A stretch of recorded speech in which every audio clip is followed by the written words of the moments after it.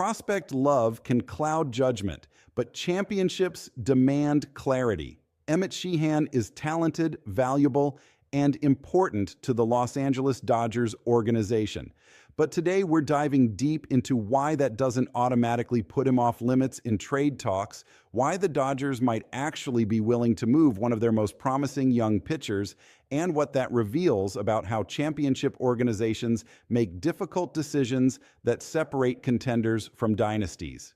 This is a conversation that will make some Dodgers fans uncomfortable, that will challenge the emotional attachments we form to prospects, but it's a conversation that needs to happen because the reality of roster construction in Major League Baseball is far more complex than simply holding on to every talented young player and hoping they all develop into stars. Welcome to another episode where we break down the Los Angeles Dodgers with the kind of depth and analysis that goes beyond surface-level hot takes. We're getting closer to the start of the regular season, which means we're getting closer to seeing actual baseball. And that's something worth celebrating after a long offseason of speculation and rumor. But before we get there are critical roster decisions that need to be made, arbitration cases that need to be resolved, and trade discussions that are happening behind closed doors that could fundamentally shape what this team looks like on opening day. The Emmett Sheehan debate started when discussing the possibility of the Dodgers exploring a trade for Freddie Peralta, the Milwaukee Brewers ace who would immediately slot into the top of any rotation in baseball. The question became whether young pitchers like River Ryan, Justin Wrobleski, or Emmett Sheehan could be part of a package that would entice Milwaukee to move their star, and the pushback was immediate and passionate, which is exactly what you want from engaged fans who care deeply about the organization's future. The argument presented was compelling and backed by real data. Someone pointed out that in 2025, only 3 pitchers met elite thresholds in workload efficiency, dominance, and run prevention: Tarik Skubal, Paul Skeens, and Emmett Sheehan. The first 2 are Cy Young Award winners, household names who everyone recognizes as elite. The third is a Dodgers prospect who most casual baseball fans have never heard of. That comparison is striking and suggests Sheehan might be even more valuable than the organization realizes. First, let's acknowledge that those numbers are real and significant. When Emmett Sheehan returned from Tommy John surgery in mid-June, 13 months removed from the procedure, he was outstanding. The fact that he was able to come back and perform at such a high level so quickly is genuinely impressive and speaks to both his talent and the Dodgers' development and medical staff. But context matters enormously when evaluating these statistics, and comparing Sheehan's sample size to what Skubal and Skeens accomplished isn't quite apples to apples. By the time Sheehan made his debut last season, Skubal and Skeens were already past 90 innings pitched and approaching 200. Sustaining dominance over that kind of workload is what separates legitimate aces from promising young pitchers who've had good stretches. The metrics being cited: strikeout minus walk percentage above 23%, batting average against under 200, fielding independent pitching under 3, all with 70-plus innings pitched. These are elite thresholds. But Sheehan didn't quite reach 75 innings, and the gap between 75 innings and 200 innings is massive in terms of what it tells you about a pitcher's durability, consistency, and ability to maintain excellence over a full season. This isn't to diminish what Sheehan accomplished. Coming back from Tommy John surgery and pitching that well is legitimately impressive. But the key question isn't whether Sheehan is talented. Everyone agrees he's talented. The question is whether high potential automatically equals untouchable status in trade discussions. And the answer to that question, at least from a championship organization's perspective, has to be no. Would you trade Emmett Sheehan just to trade him, just to make a move for the sake of activity? Absolutely not. That would be organizational malpractice, giving up a valuable asset for no good reason. But would you trade him for the right player at the right time with the right championship window to maximize? Yes, without hesitation. And right now, the Los Angeles Dodgers are in the most dominant era in franchise history, winning championships in 2020, 2024, and 2025 with a realistic opportunity to three-peat in 2026. If there's a player available who can elevate this rotation to another level, who can be the difference between winning the World Series and falling short, You get that player even if it means parting with a promising prospect. The Dodgers have demonstrated this philosophy repeatedly throughout their championship run. There was a time when Jock Peterson was viewed as a can't-miss prospect, a future star who would anchor the outfield for a decade. There was a time when trading Keibert Ruiz felt like something that could haunt the franchise for years. Peterson helped land Mookie Betts in one of the most lopsided trades in recent baseball history. Ruiz was part of the package that brought Trea Turner and Max Scherzer to Los Angeles for a championship run. Look at where those players are today. Pedersen has bounced around to multiple teams and never developed into the star many projected. Ruiz's WAR has been under 1 in each of the last 2 seasons, making him a replacement-level player rather than the impact catcher scouts believed he could become. Meanwhile, Mookie Betts is a future Hall of Famer who's been instrumental in multiple championships.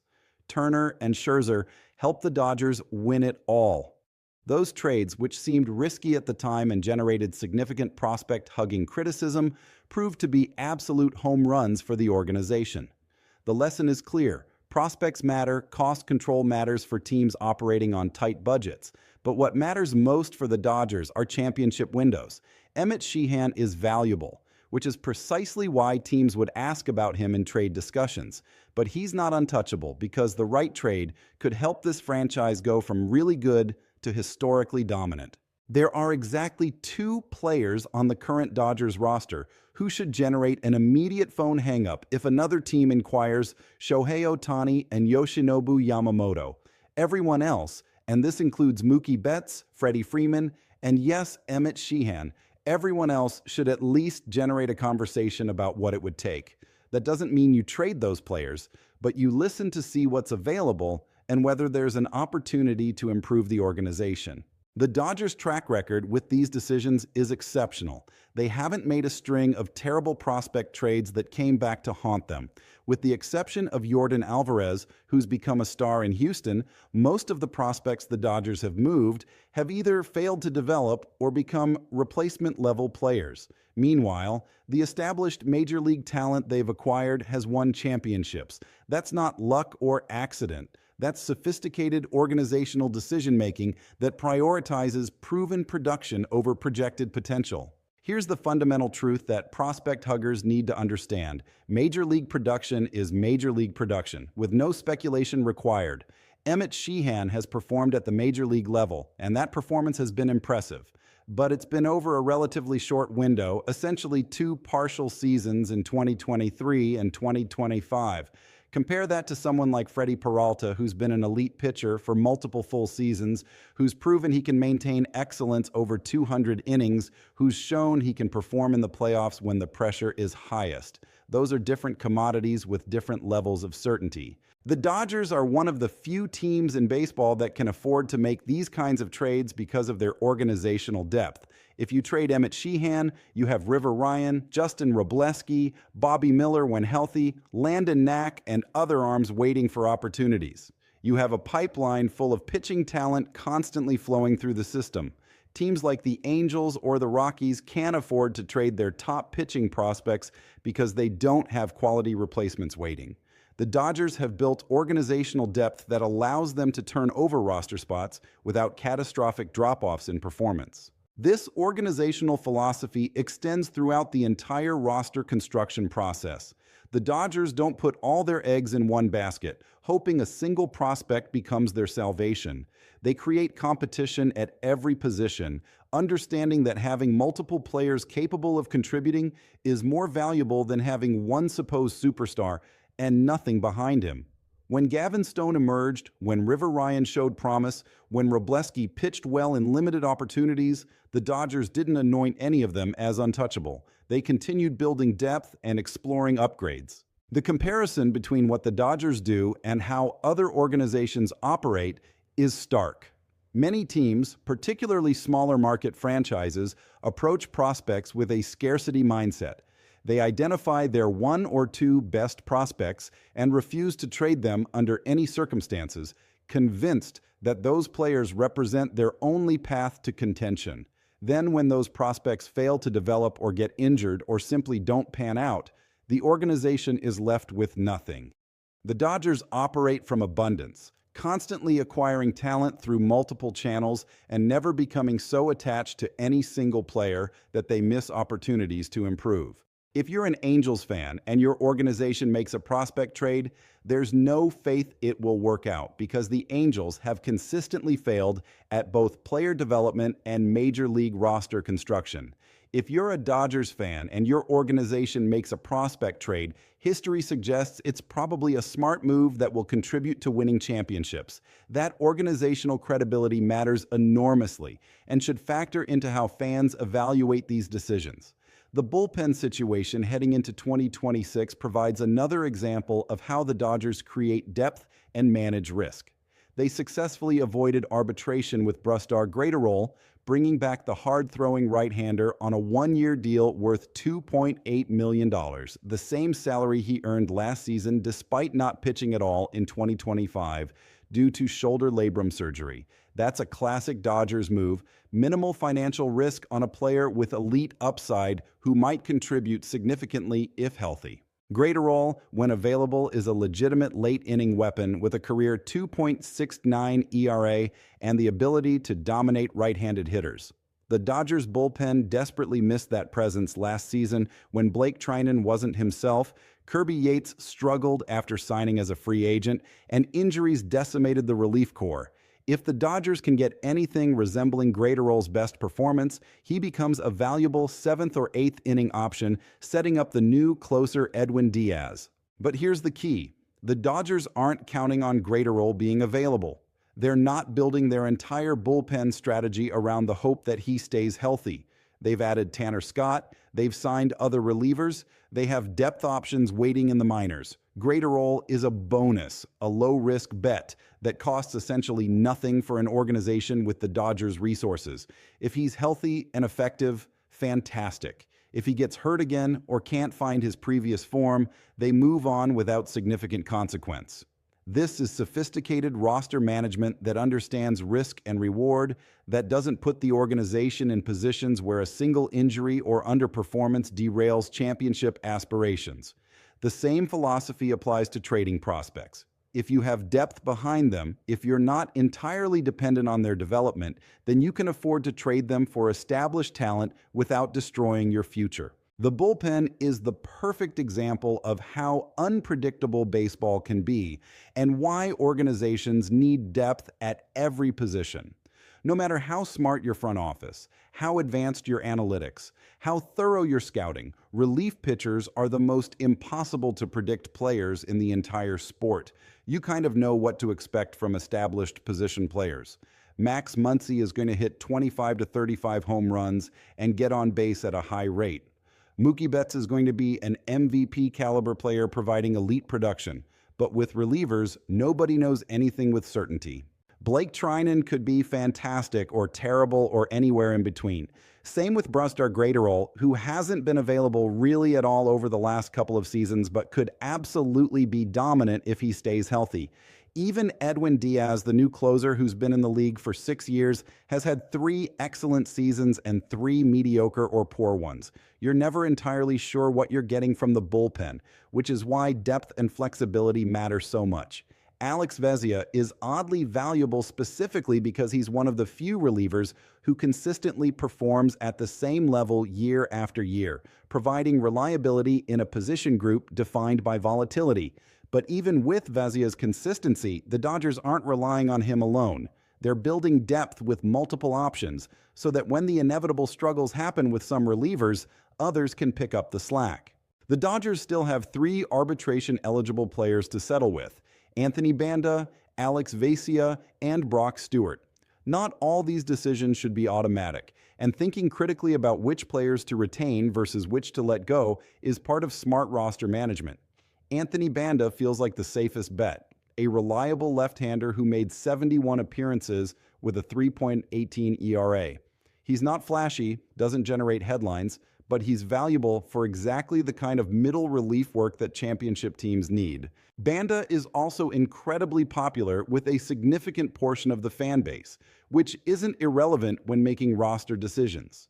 Chemistry and clubhouse culture matter, and when you have a player who's both productive and well-liked, there's real value in maintaining that continuity.